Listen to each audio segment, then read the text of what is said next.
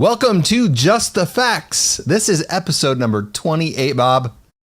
28. That means there's 27 in the library. That's a good thing. I think that's a great thing. What are we going to do when we hit 56? Will we still say it's episode number 56? Probably. Yeah, probably. It's just been one of those things that's kind of been catchy. Yeah. Episode number 28.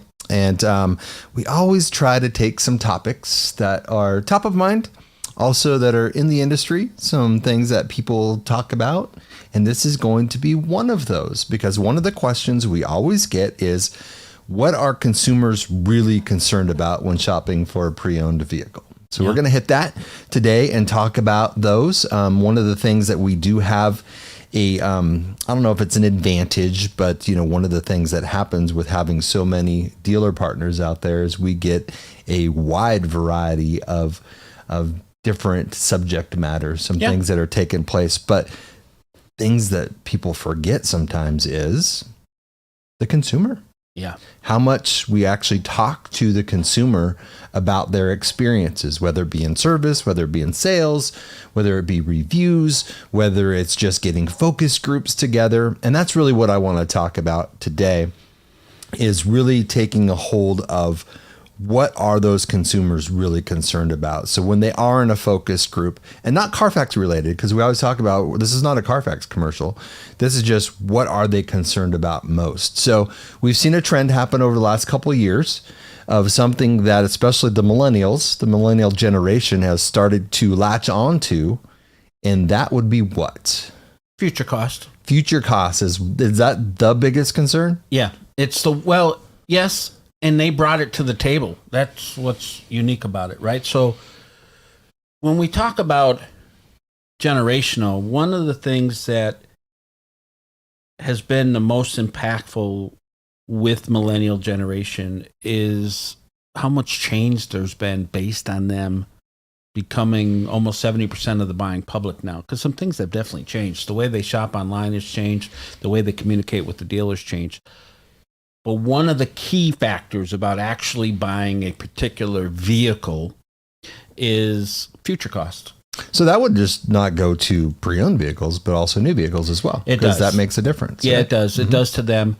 But it certainly is a much harder conversation with a used vehicle, because used vehicles are scary, right? Like anything could happen to a used car. That's kind of where we come in. But at the end of the day, the best predictor of the future is the past. So they look at things like, was it taken care of? Is it from the north or south? Is it been inspected? Is there a warranty after I buy it?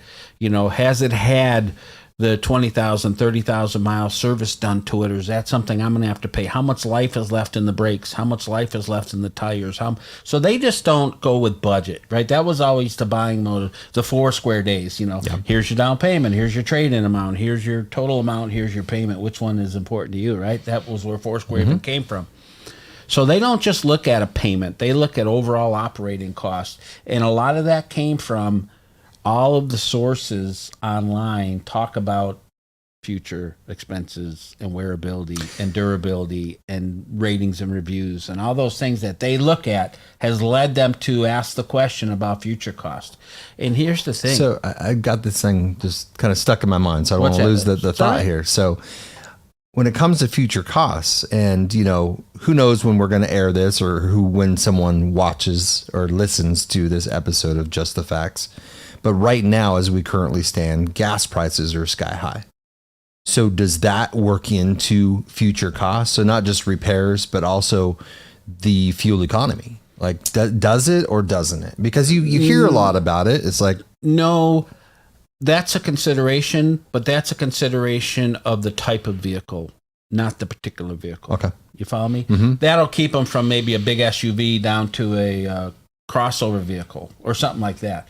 Or maybe from gas to electric, or any of those kind of conversations. But that lands them on a type of vehicle, not a particular vehicle over another one. Makes sense. So the thing about it is, when they look at it, all of that gets assimilated. And here's the interesting thing. We've done a lot of travel in the last few months with a lot of the manufacturers, going to dealerships and talking to salespeople. And, we hear this from the consumer side, right? That's who we are. We're a consumer. So we hear about it from the consumer side. But what I wanted to hear was from the dealers themselves and talking to the salespeople and ask them, do your customers ask you about future? And they light up because, hey, someone understands what we're going through kind of thing.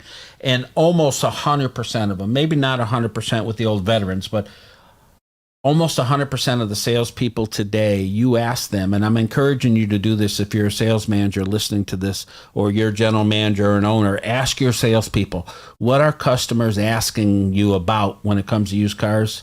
Overwhelmingly, they say it's about future cars. Really? Yeah. It's a whole paradigm shift. It's pretty crazy. Yeah, because I know we've seen it as a trend. Yeah. But it is kind of a shift in a thought process. Yeah. Right.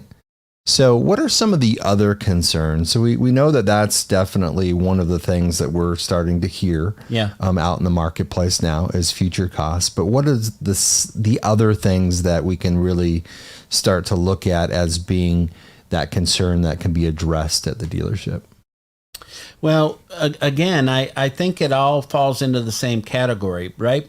Because future cost is not an easy answer, and there's a lot of ways to go at it. So things that you've done as a dealer to obtain that inventory, for example, explaining why you put that particular car into retail. You knew it was a good car. Well, why'd you know it was a good car? Because it was well taken care of. Well, why'd you know that? Well, because we did all of that builds to the answer. So today, the old adage was, try and paint your dealership different than everyone else. So we talked about family owned and operated, family this, it's been in generations for this is who we are, and this is how we're different. All that's great, and that's still important.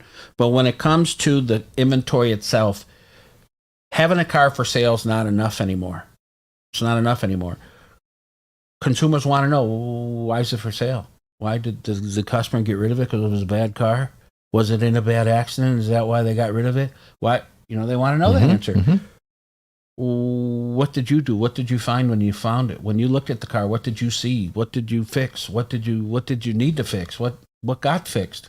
All that leads to confidence.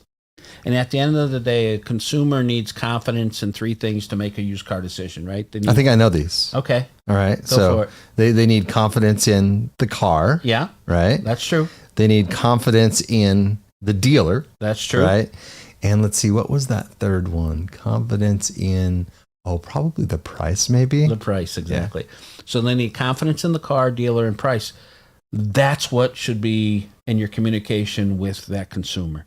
Let them know, hey, you know why this one's for sale? Because we knew it was a great car. We knew it was a great car because we sold it to the customer when it was brand new. Mm-hmm. Or we knew it was a great car because we looked at the report, and the report told us what we needed to know, and then we did an inspection, and we knew that we could.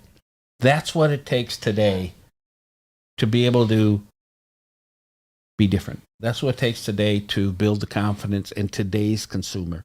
Used to be no one cared. How much is the payment? Because that's a nice looking car. Mm-hmm. I can afford that, or I can't. Those are what people talked about. Right. I got 4 kids now, not 2. I need a 4-door, not a 2. Those were what we put in the consider set. Not today. Today, it's about why is it used and where to, all those things I just went through. So that's how you can be more successful today as a dealer than you ever could before, because other people prior to millennials took that as a sales pitch.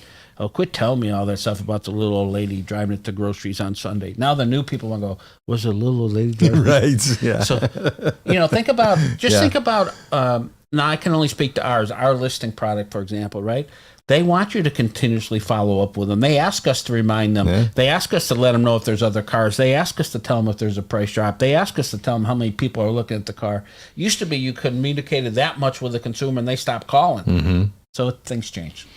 They do. And so as we talk about this subject specifically and what those concerns are, it's not really hard to overcome some of those objections, right? No, it's just different. Yeah, it's just a different mindset. So here's the thing, you got to get out of your ruts. If you're a dealership, you can't just keep doing things the way you've always done them. You can't. The world's changed, and it's changing fast, right? So you have to learn what's it take today. What's different today than just a month ago? Well, take a look around. Just catch your breath for a minute. There's a whole hell of a lot different in the last 30 days. That's how fast things are changing, right? Everyone knows we got the political situation coming up. Everyone knows we have the tensions in the overseas. Everyone knows we still got a little bit of the COVID thing. There's so many things that can screw up your day. Mm-hmm. You just got to be nimble. You need to be a little quicker to the pace. You got to be a little more laser focused. You can't be sloppy too much today and get away with it. Used to be you get away with that. Today, that'll cost you a lot. Quickly. Thought you were gonna share a nursery rhyme or something No. with me there. So I mean, this is a great discussion because there are concerns we have, and then we talk about a lot of times the average customer spending 13 to 15 hours online shopping for pre-owned vehicles. So somewhere in there, that's a lot of time, by the way. But if they're spending that much time, nothing that's fun takes that long either. That's a long time. So as they're spending that much time, obviously they're looking to answer some of the concerns they have. So I think it's important to really dive into what consumers are thinking, what is part of that process. And sometimes it's just about us putting ourselves into the consumer's shoes, right? Because it may have been 10, 15 years since we bought our last car. What is that experience like? That's why you have secret shoppers. That's why you have people that can really start to look at your process and what you do and try to speed things up. So I think all of that is going to be important to look at, because some of the concern there is the future costs that you're saying, but then some of it also is, how much time do I have to spend at the dealership? Well, here's what I was just going to tell you. And this is the most interesting stat about the new generation of all to me. Over half of them, over half of the ones you do business with, the first time you actually met them was at the door, which is crazy to me, but I understand it. And but even with the chat and the text, no, and the they email, don't chat, email, text, none of that. So over 50%. 54, if you want to know the number. Is that a Carfax figure? No, that's a Cox Automotive figure. Oh, but here's the thing: all of that was a result of you getting them the information they needed online. So here's the reason I'm telling you that, is because with future costs being as important as it is, you need to get that online. Don't wait to think your salesman's going to use that to close the deal once they get to your dealership.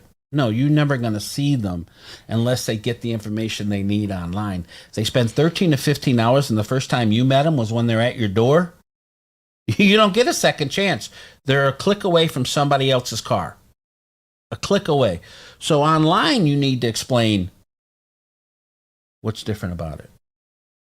What did we find? Why is it for sale? You need to answer all those questions online, not wait till your salesman can do it. So how do you answer that online when it comes to future costs? I mean, what are you putting in a description, or what are you trying to give the consumer there when it comes to future costs? I mean, what can you display? I mean, is there just anything made available tangible? this beautiful 2019 Toyota Camry. We sold this Camry when it was brand new. As a matter of fact, that consumer liked doing business with us so much, they've had all the service and maintenance done right here at our shop. We knew this would make a perfect certified pre-owned vehicle, so we put it through the 160-point Toyota inspection, and now it comes.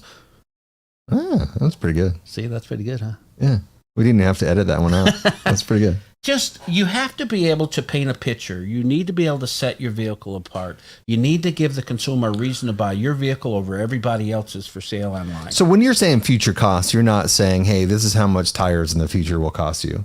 No, This is how much a new transmission would cost you. This would be like, that's not the mindset that you're talking about. No, this would be something like, by the way, we just put brand new run flats on this car. That is future costs, because the consumers has got brand new tires. I'm not going to put tires on. Right, exactly. Just have the brakes done. So the water pump fix. The reason I bring that one up, that's a particular manufacturer who has that as part of their certified pre-owned program. And so the dealers were all complaining because it costs, $1,200 to put run flats on there, until we educate our dealers, and they start putting that in. They go, that's a pretty good, people like that. I'm like, well, there you go. Yeah. And one of the things, the reason why we know some of this stuff is because we ask questions to the consumers. We try to gauge what's happening with them. But the biggest part there is we listen. And as we listen, and I challenge you to make sure that you train your staffs, your sales staff, even your service staff, to ask the right questions, but then sit back and listen and somehow document that information, because that's so valuable for you to have and to know and to use for future buyers for vehicles, especially when you're acquiring those vehicles, and knowing what are their concerns and really gauging that. Even what, Bob said is like, how did you find us, or how did you find out about this vehicle?